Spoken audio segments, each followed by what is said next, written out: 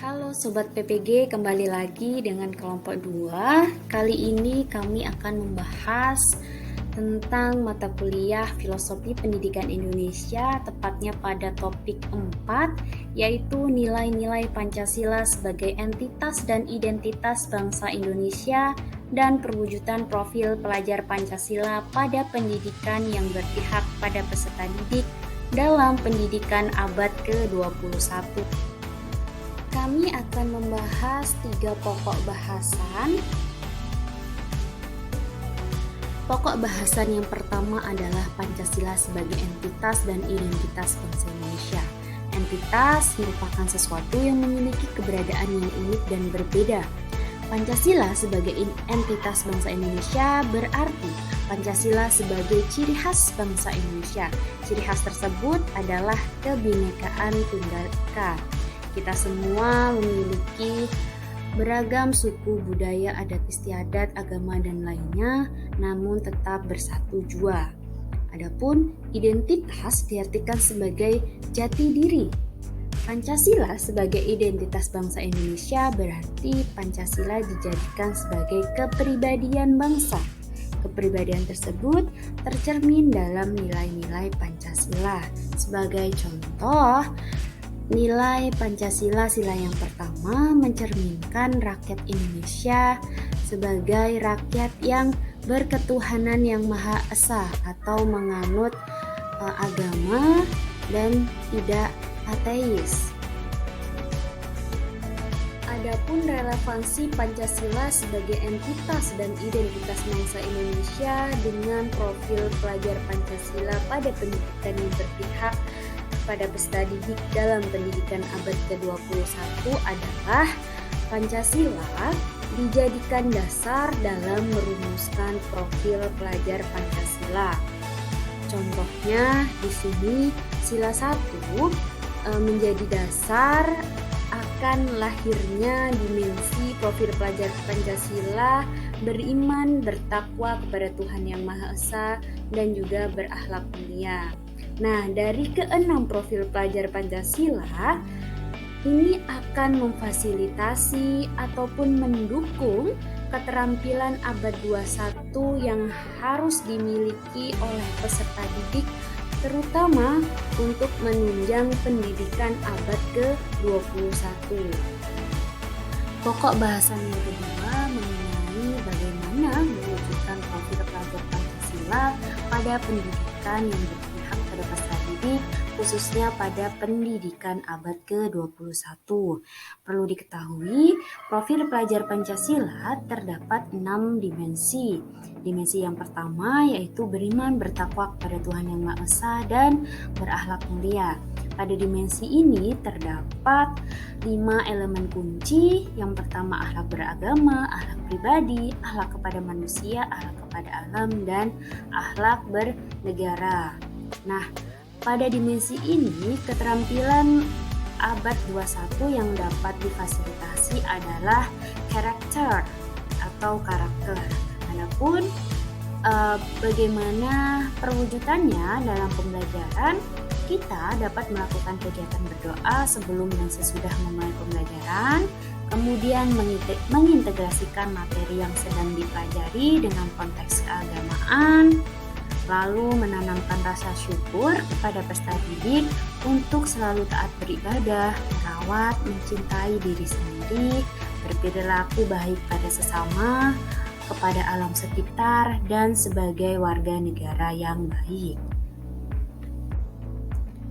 Dimensi yang kedua yaitu berkebinekaan global, di mana dimensi ini terdapat 3 elemen kunci dengan memfasilitasi keterampilan abad 21 berupa citizenship atau keterampilan kewarganegaraan. Adapun perwujudannya dalam pembelajaran, kita dapat mengintegrasikan budaya lokal peserta didik dalam proses pembelajaran agar mereka saling mengenal dan menghargai terhadap budaya yang ada. Kemudian menghilangkan stereotip dan prasangka serta berkomunikasi antar budaya dalam menumbuhkan rasa saling menghargai dan diharapkan terbentuknya budaya lingkungan belajar yang positif. Kemudian menyanyikan lagu kebangsaan Indonesia pada awal pembelajaran. Bisa juga kita menerapkan mengenakan atau menggunakan pakaian adat pada hari peringatan Sumpah Pemuda sebagai bentuk mempertahankan nilai luhur. Dimensi selanjutnya adalah gotong royong yang memiliki 3 elemen kunci. Gotong royong ini mampu memfasilitasi keterampilan abad 21, collaboration dan communication. Perwujudannya dalam pembelajaran, kita sebagai guru dapat menggunakan model pembelajaran cooperative learning, metode diskusi kelompok yang mana diharapkan dapat melatih peserta didik agar dapat berkolaborasi, terbentuk sikap kepedulian satu sama lain dan saling berbagi. Selain itu, kita juga bisa mengajak peserta didik untuk melakukan kegiatan bersih-bersih secara bersama-sama.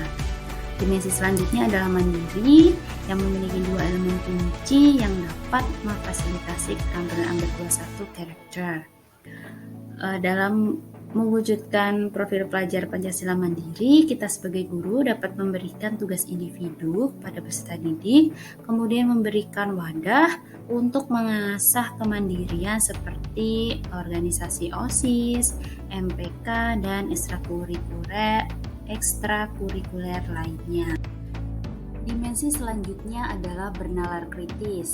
Dimensi ini memiliki 4 elemen kunci yang dapat mendukung keterampilan abad 21 critical thinking.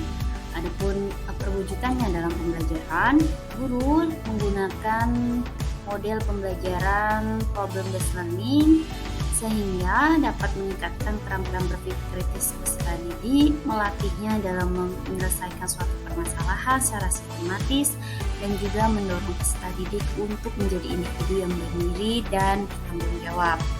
Dimensi yang terakhir yaitu kreatif memiliki elemen kunci yaitu menghasilkan gagasan yang orisinal serta menghasilkan karya dan tindakan yang orisinal pula.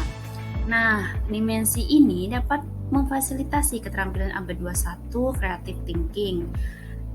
Dalam perwujudannya di pembelajaran, guru dapat menggunakan strategi pembelajaran berbasis proyek ataupun studi kasus, kemudian guru memberikan penugasan proyek yang disesuaikan berdasarkan minat peserta didik, sehingga peserta didik tersebut dapat mengembangkan kreativitasnya berdasarkan apa yang ia minati.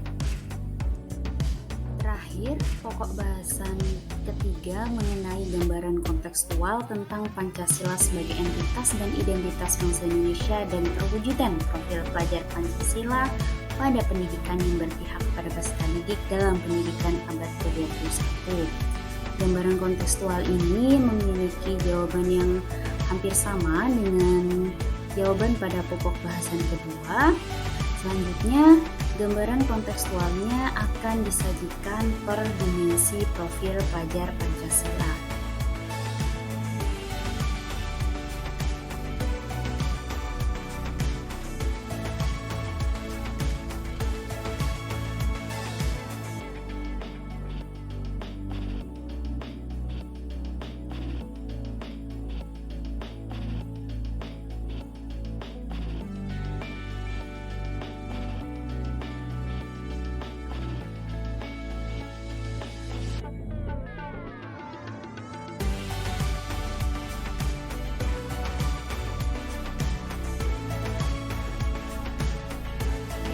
Sudah menyaksikan video ini. Semoga teman-teman semua dalam keadaan sehat. Sampai jumpa lagi di materi-materi selanjutnya.